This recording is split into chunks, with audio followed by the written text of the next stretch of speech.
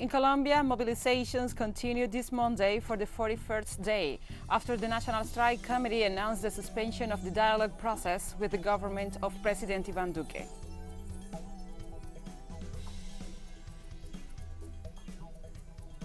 The World Health Organization on Monday called on COVID-19 vaccine manufacturers to make half of their production of this year's doses available for the international COVAX mechanism.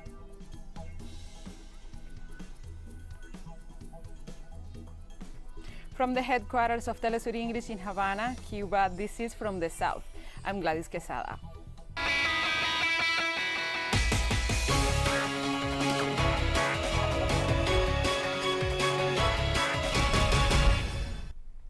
And now we begin with the news. In Peru, the official count at over 96% of the ballots show progressive candidate Pedro Castillo overcoming Keiko Fujimori by a very narrow margin of less than a percentage point. Newcomer Pedro Castillo has so far secured 50.25% of the votes, with nearly 87,000 more than Fujimori, who currently has 49.74% of the votes. Castillo is facing off against Keiko Fujimori, the daughter of former dictator Alberto Fujimori, and under investigation for corruption, who is making her third run for the presidency. Both candidates promised that they will respect the outcome of one of the closest presidential elections in Peru's history. However, Fujimori and her campaign team held a press conference to make claims of electoral fraud, even before the full results are known. Meanwhile, Castillo, whose supporters have been gathered for hours in Lima in spirit of celebration, spoke briefly on Monday night, pledging to serve the country and calling for calm as the results continue to come in.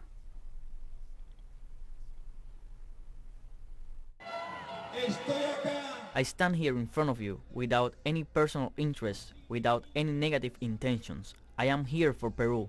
I would like to once again call for understanding and calm. Comrades, compatriots, brothers and sisters, stay calm. We will not get tired of saying what we have always said. Only the people are going to save the people. And Castillo indirectly replied to allegations of fraud from Keiko Fujimori, the right-wing candidate. We have to be respectful of the will of the people, and I will be the first one to respect the will of the Peruvian people, here in Lima and in the rest of Peru.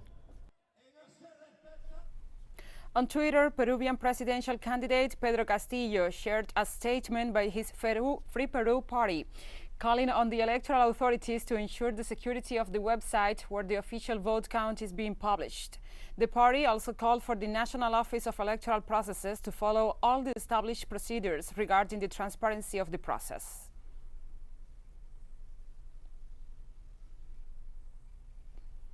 And residents of Chacambamba, a town in rural Peru, marched in support of presidential candidate for the Free Peru Party, Pedro Castillo, on Monday, as the outcome of the Sunday's presidential election was still to be defined. Castillo is originally from the area and had cast his ballot there alongside his family on Sunday, before traveling to the capital Lima on Monday in the wake of the neck-and-neck race. Corruption in our country, we are sure, but we need to wait for the final results. And if those do not favor us, all of us in the farmers' associations will go to Lima to reclaim our right. In a country like this, democracy should be respected, and we are ready to go until the end to bury corruption forever. Happy and all gathered, I believe God is now hearing the voice of the people, listening for the injustice in our country, corruption mainly. 30 years ruled by these corrupts is enough. A humble teacher, a worker, can govern a country.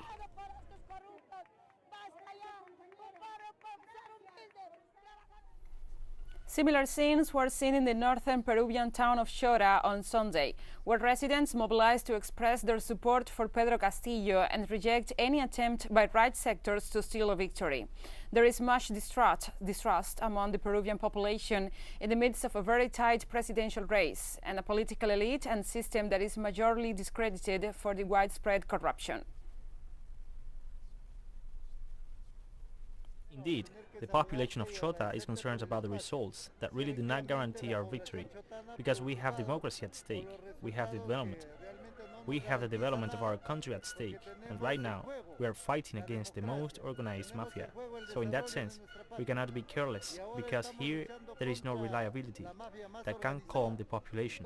The population will not wait for the results, because it is very well known that teacher Pedro Castillo has won by a significant majority. And Haiti postponed Monday a controversial constitutional referendum scheduled for June 27th. The coronavirus pandemic and poor training of electoral officials were quoted as reasons. A new electoral schedule will be established after recommendations from the health authorities and also the Technical Council of Officials of the electoral institution, a statement said. Haiti has been experiencing a deep social and political crisis aggravated by President Jovenel Moise's ruling of the poorest country in the Americas by decree since legislative elections during 2018 were delayed and following disputes on when his own term ends. In addition to presidential, legislative and local elections in September, Moise had wanted to submit a new draft of the island nation's constitution to a popular vote on June 27. Moise has responded to popular protests with repression.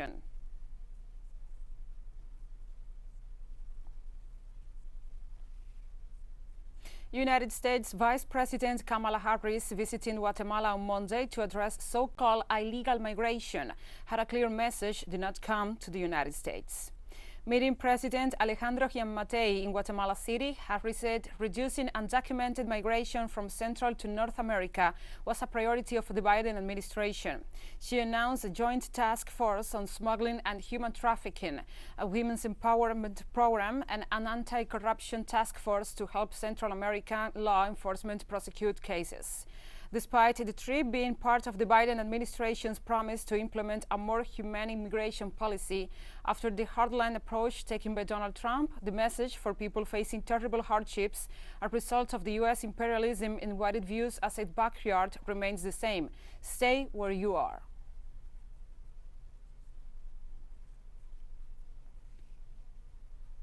To support the United States with a center for deportees or returnees, which will be located in the west of the country and for which we will join forces in order to put it into practice. And we'll be right back after this very short break, so don't go away.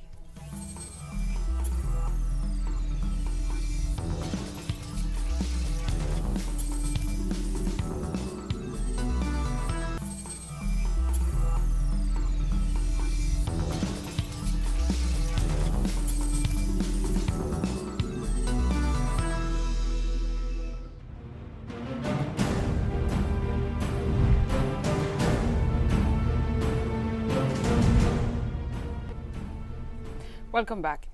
In Colombia, mobilizations continue this Monday for the 41st day after the National Strike Committee announced the suspension of the dialogue process with the government. By means of a statement, the committee that brings together unions, student organizations, and also social movements, among others, announced the decision to suspend the talks due to the non-compliance of the Iván Duque administration with the signing of the pre-agreement designed to establish minimum guarantees in order to overcome the stalemate at the negotiation table. After 8 days of intense debates to reach the pre-agreement, the executive said that it will submit it to interministerial consultation in what was denounced as a delaying tactic. The National Strike Committee denounced the lack of willingness on the part of the Colombian government to advance in the negotiation of the emergency list of petitions submitted by the protest movement, which will benefit millions of Colombians.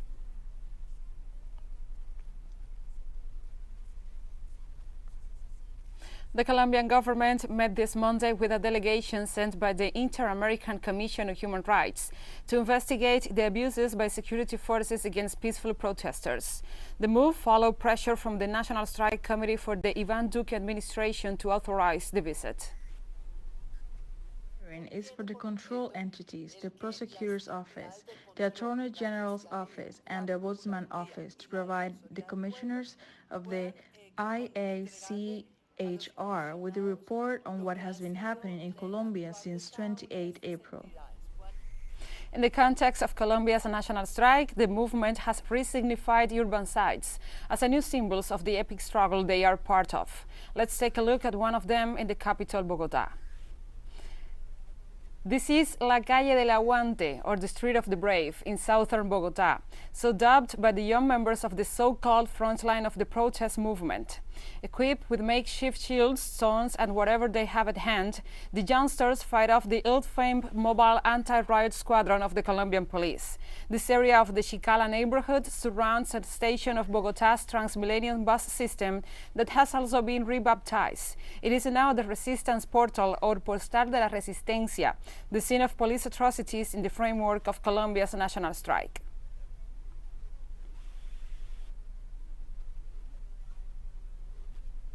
In the Mexican giant midterm polls, President Andrés Manuel López Obrador's party and its allies managed to keep their majority in the 500-strong Congress and won 10 of the 15 federal governorships. The ruling coalition lost, however, the qualified majority of 2/3 that had allowed it to modify the constitution. López Obrador's Movement for National Renovation, or Morena, together with the Green and Labor parties, face a coalition of former foes, the traditional parties that ruled Mexico for over 70 years. The ruling party suffered a setback in Mexico City, where the opposition group won 9 of 16 mayorships. These were the biggest elections in Mexico's history. At least 3 women will lead federal states.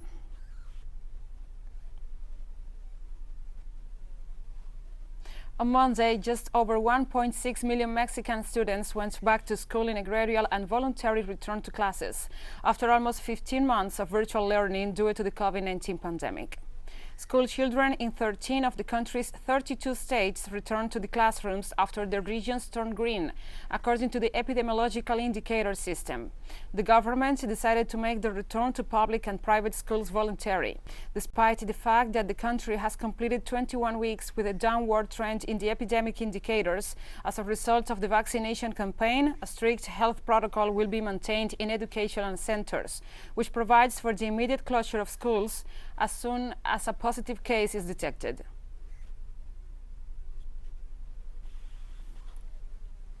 It was complicated because I didn't understand the lessons without doing the exercises, but here, on the other hand, it's easier for me. There's still fear, especially for those who have not yet been vaccinated. Right now, they are safe in the knowledge that those who come today are vaccinated, the teachers, my colleague who support the maintenance of the school, but there's still a lot of fear among the population. And residents of the Venezuelan capital Caracas have been receiving COVID-19 vaccines during a mass vaccination process in the 23 de Enero neighborhood. According to the organizers, they plan to administer around 1,000 doses per day at the center set up at the basketball court. Saturday, 1,200 people got vaccinated. We are going to see how many we're going to vaccinate today. I think there must be 1,000 people who can be vaccinated in the way they are going and the organization. Well, you can see that we are organized. In northern Uruguay, a cemetery is being expanded to cope with COVID-19 related fatalities. Authorities in the city of Salto reported that the province saw a 2-fold increase in its fatalities rate in May. Salto ranks second in the registry of contagions and deaths. And the greenhouse gas emissions will cost rich capitalist economies twice as much as the pandemic if they do nothing or very little, according to research conducted by the London-based global charitable organization Oxfam and the Swiss Re Institute. The research indicated that the world's biggest industrialized capitalist economies, known as the Group of Seven, will lose 8.5% of the gross domestic product a year within 30 years if temperatures rise by 2.6 Celsius. Other nations will be hit much worse, such as India, Australia, and South Korea, which will lose nearly a tenth of its economic potential. Government policies to reduce greenhouse gas emissions are still inadequate. According to Oxfam's chief executive, these emissions are forecast to jump sharply this year, the second highest leap on record, owing to the rebound from the COVID-19 recession and increasing use of coal. Burkina Faso's prime minister visited a massacre site on Monday, where at least 132 people were killed in a terrorist attack. An armed group struck the northern town of Solhan on Friday night, shooting civilians and burning down their homes. A video released by the government depicts the aftermath of the attack, including wrecked buildings and burnt-out motorcycles. The attackers are suspected Al-Qaeda and ISIS state-linked fighters operating in the area. Burkina Faso's government decreed 3 days of mourning to honor the victims.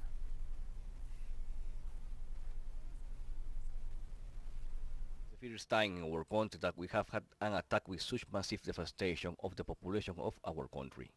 And from that point of view, he, the president, wanted us to carry a message of hope. We have fought against terrorists for some time. We have won victories. But each time new challenges are born and appear. And the situation in Sorghum poses a new challenge for us. Despite all the efforts that we have made on the military, security, social and development levels, we have experienced this massive attack. And we have more stories coming up after this final short break, so stay with us.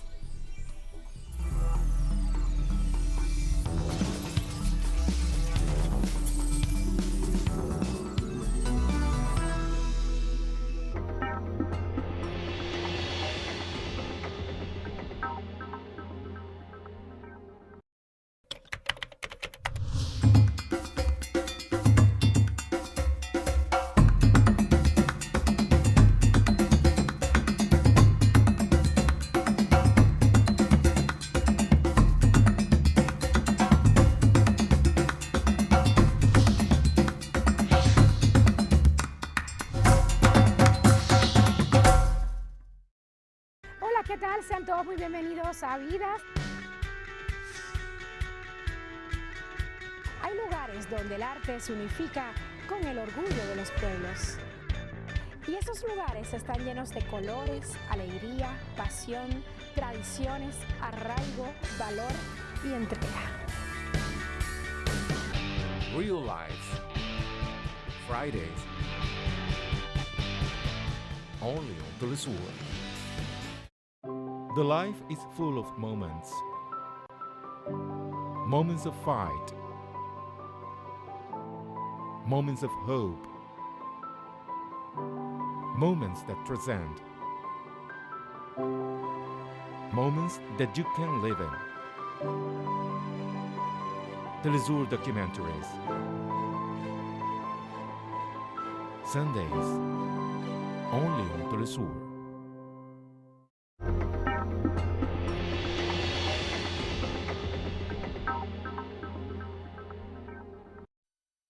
I also call on all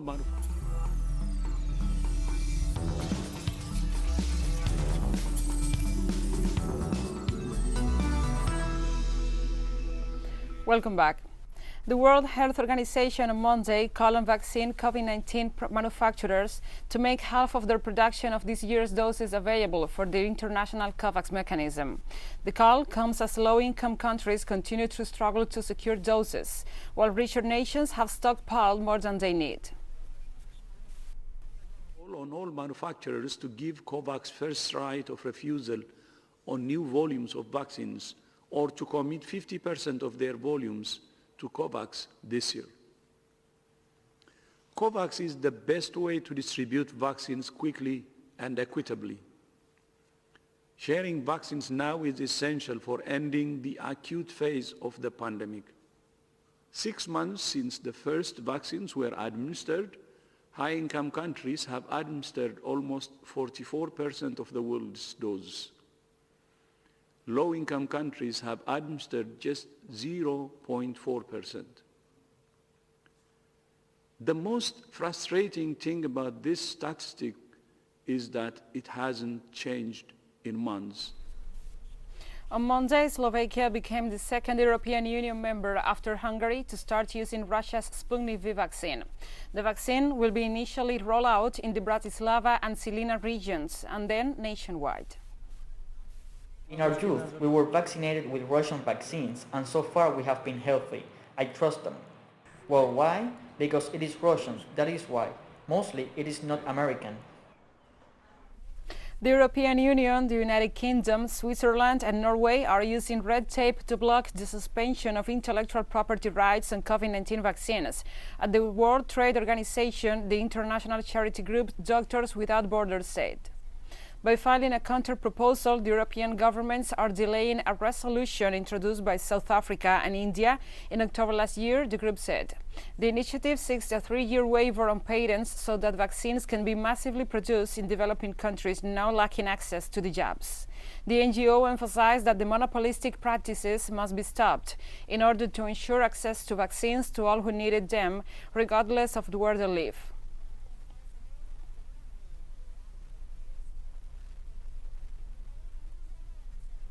India's financial center Mumbai started to lift its COVID-19 restrictions this week as new infections hit a 2-month low. However, some local residents feel apprehensive that the city is reopening too soon.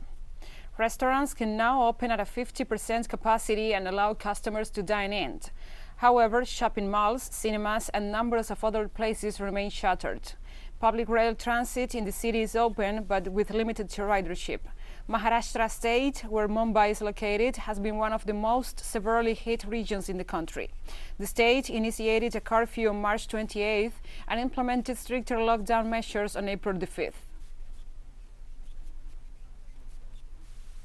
Allowed us to open the stores till 4 p.m. It is a very good move because for a small business like us, if we are allowed to open for a longer time, it is easy for us to sell and we can sustain. Now we are seeing people who are traveling on the roads or who are traveling by buses and trains. They are not wearing masks. Strong measures should be taken. Otherwise, again, it will be the same problem like before. The virus will start. In South Africa, the vaccination of elderly people in Johannesburg's township of Soweto began on Monday. South Africa aims to vaccinate around 5 million elderly people and other vulnerable sections of the population. At a vaccination site in Soweto, many sat and waited patiently for their jab. South Africa so far has administered 1.34 million doses of the Pfizer and Johnson & Johnson jabs. South Africa is experimenting a new surge of COVID-19 cases.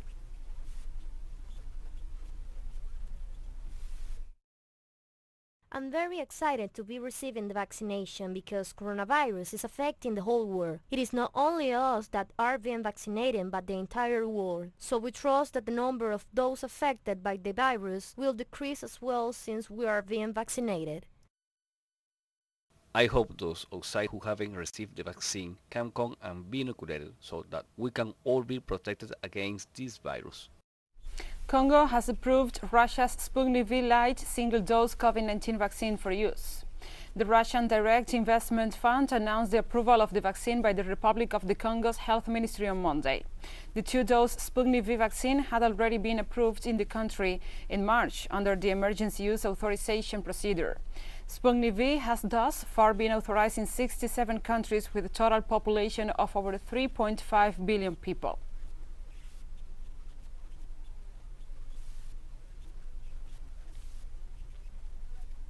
Human rights organizations have denounced that the Bangladeshi authorities are trying to relocate some 100,000 Rohingyas to a remote island.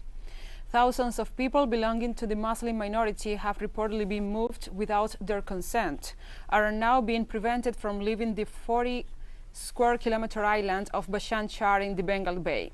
Some 730,000 Rohingyas arrived in Bangladesh following the August 2017 outbreak of a campaign of persecution and also violence by the army of neighboring Myanmar.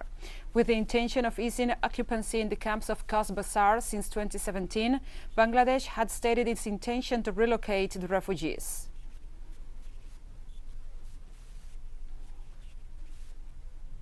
On Monday, Assimi Goïta was sworn in Mali's transitional president, following his second coup in less than a year.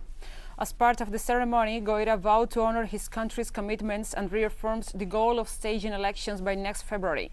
The closely watched ceremony in Bamako came after Goïta, who headed a coup last August, ousted the civilian president and prime minister of a transitional government on May 24th. In doing so, he sparked diplomatic uproar and deepened fears of chaos in a country key to efforts to stem the jihadist insurgency sweeping the Sahel region.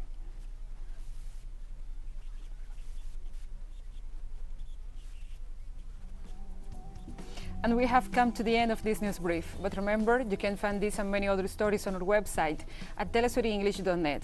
And also, if you feel so inclined, please join us on social media. We are on Facebook, Twitter, Instagram, and Telegram. For TeleSUR English, I'm Gladys Quesada. Thank you for watching.